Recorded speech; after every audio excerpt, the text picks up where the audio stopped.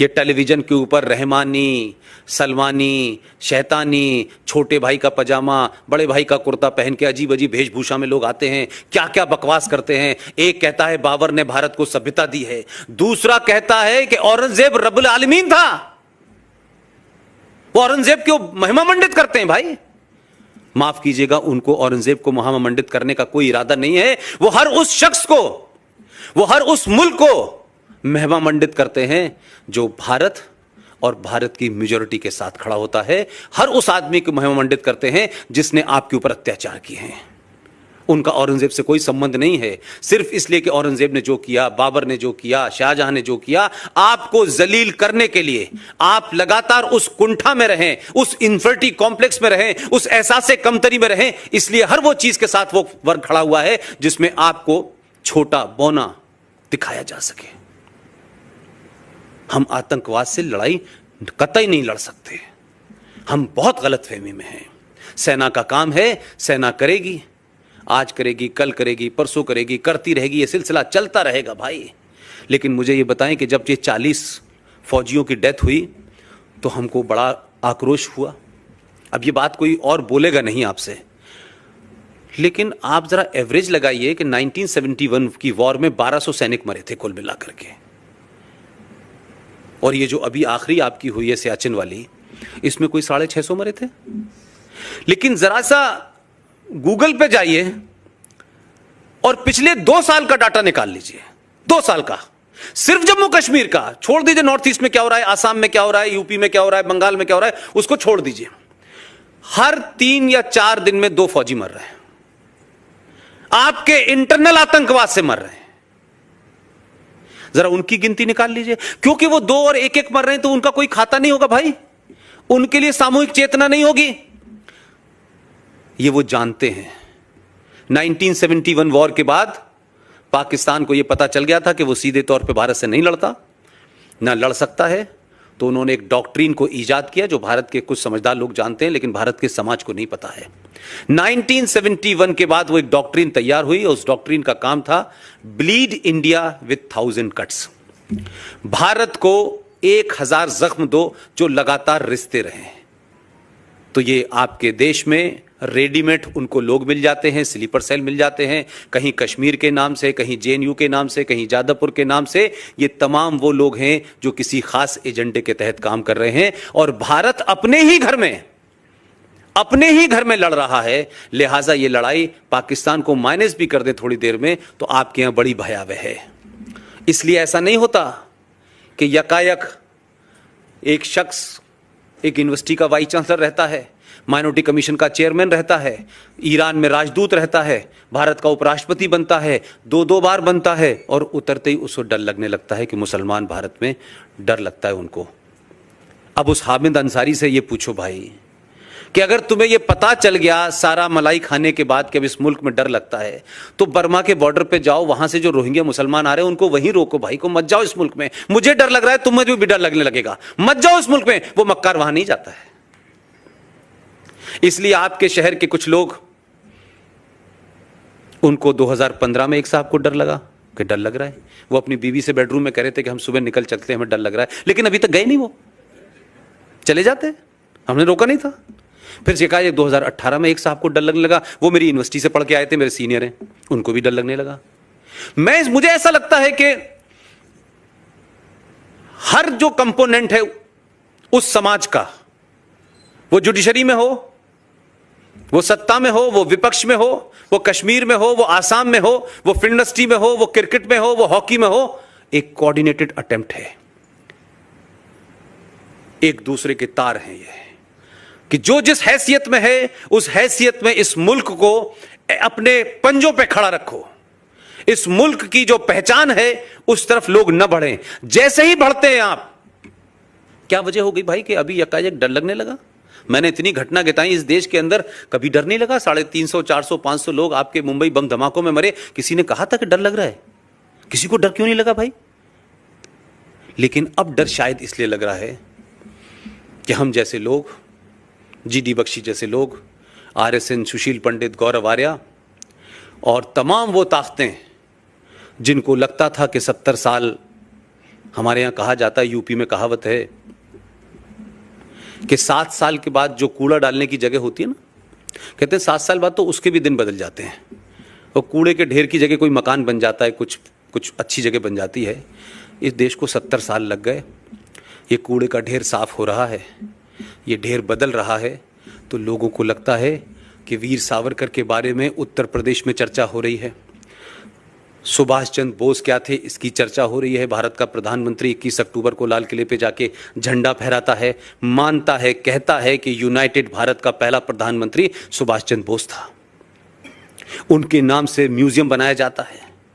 ऐसे ही नहीं है कि कहीं किताबों में मुझे रंजीत भाई बता रहे थे कि सावरकर जी कहते थे कि संसद जो है वो एक मंदिर है। तो हमने मंदिर के सामने किसी को झुकते तो पहली बार ही देखा है। तो अगर ये मंदिर था और ये सावरकर साहब को समझ आ गया था, तो 70 साल बाद सावरकर का मानने वाला सीधे रूप में हो या घुमा करके हो, ये क्या वजह है कि आज ही का दिन चुना स्ट्राइक करने के लिए? मैं इसलिए कह रहा हूं कि सिर्फ 2 बातों को छोटी सी रेफरेंस के लिए कह रहा हूं। अगर किसी की अच्छी बात है तो उसको पूरी ताकत से सपोर्ट करना चाहिए, और किसी की बात गलत है तो पूरा चौड़ा सीना करके कहना चाहिए तुम झूठ और गलत बोल रहे हो। पहली पार्लियामेंट की स्पीच में, 1 घंटे की स्पीच में, कुछ बातों को शायद मैं बहुत तेजी से कनेक्ट इसलिए करता हूं कि मैं उसी समाज के बीच में बड़ा हुआ हूं। मुझे पता नहीं कि प्रधानमंत्री देश के जब अपना पहला संबोधन पार्लियामेंट में कर रहे थे तो उन्होंने क्या ऐसी बात कही थी कि कुछ लोगों को बड़ी तकलीफ हो गई थी। ऐसा रिएक्शन था उनमें मानो जैसे जिन्हें कई सारी चींटियों ने उनको काट लिया हो। अपने संबोधन में, सिर्फ लंबे संबोधन में, मुझे 2 ही बात अच्छी लगी। उन्होंने कहा कि 700 साढ़े 700 साल की गुलामी की वजह से हम अपनी पहचान भूल गए हैं। हमारा पुरुषार्थ 5000 साल पुराना है। कुछ लोगों को बड़ी तकलीफ हुई कि अरे 750 साल कैसे कह रहे हैं, हम तो गुलाम सिर्फ 250 साल थे। यानी वो जो आए थे वो हमारे मेहमान थे। बाबर से लेके जितने चचा आए थे हमारे, वो हमारे मेहमान थे। उनको लगा पहली बार इस आदमी ने उस जगह चोट की है जिसको इस देश के अंदर इतिहास में पढ़ाया जाता है। बाबर महान था, अकबर महान था, ये महान था, वो महान था, ये किया। उन्होंने कहा यार ये तो हमारे दौर की बात हो गई। तो हमारे आइकॉन के बारे में तो कह रहा है कि उन्होंने देश को गुलाम बनाया था। तो उनको सबसे पहले तकलीफ हुई। और पहली मन की बात में एक कहानी सुनाई थी। वो कहानी बहुत पुरानी है, मुझे नहीं लगता कि उसमें कोई नई बात है, लेकिन उस जहां वो बैठा हुआ है, जिन संकटों से वो आदमी घिरा हुआ है, उसकी कुछ एहसास मुझे इसलिए है कि उसके नजदीक जो सिस्टम कैसे चल रहा है, सिस्टम में कैसे कैसे लोग बैठे हुए हैं, जम्मू कश्मीर के संविधान में क्या हो रहा है, आसाम में क्या हो रहा है, मालदा में क्यों ऐसा हो रहा है, क्या वजह है कि इतने सारे संकटों से घिरे होने की वजह से कुछ बात सीधे तौर पे नहीं कही जा सकती। क्या वजह है कि वीर सावरकर की जयंती पे या उनकी पुण्यतिथि के ऊपर प्रधानमंत्री की एक तस्वीर आती है कि सावरकर को वो फूल चढ़ाते नजर आते हैं। किन लोगों को तकलीफ होती है कि सावरकर के ऊपर फूल क्यों चढ़ा रहा है ये आदमी? सावरकर को तो हमने दफन कर दिया था। लिहाजा उन्होंने क्या किया कि अपनी बात को खामोशी से कहने के लिए उन्होंने कहा अपनी मन की बात में, वो शेर की कहानी है, मुझे लगता है आप सबको पता होगी। अगर नहीं होगी तो मैं दोहराए देता हूं। बताऊं उसको? एक शेर शेरनी जो थे एक जंगल में जा रहे थे अपने 4 बच्चों के साथ में। ये प्रधानमंत्री की मन की बात की सिर्फ इतनी बात मैं कह रहा हूं कि हम समझें कि वो आदमी कहां पे कह रहा है, जिसकी ख्वाहिश शायद सावरकर जी की थी। जो बातें सावरकर जी कह के चले गए उसके बारे में पता नहीं, लेकिन वो आदमी कितने धीरे से उन बातों को उस पद पे बैठने के बाद भी कह रहा है। वो अपने समाज को एहसास दिला रहा है। उस समाज से कह रहा है जो समाज सो गया है, उस समाज से कह रहा है जो ये समझता है कि हर काम सरकार का है, सरकार आ गई चली गई, अब सरकार शाम में आए, घंटा बजाए आपके घर का और पूछे कि भाई आप लोगों ने खाना खा लिया? अच्छा खा लिया, मैं जा रहा हूं। तो ये सरकार से हमारी अपेक्षाएं होती हैं।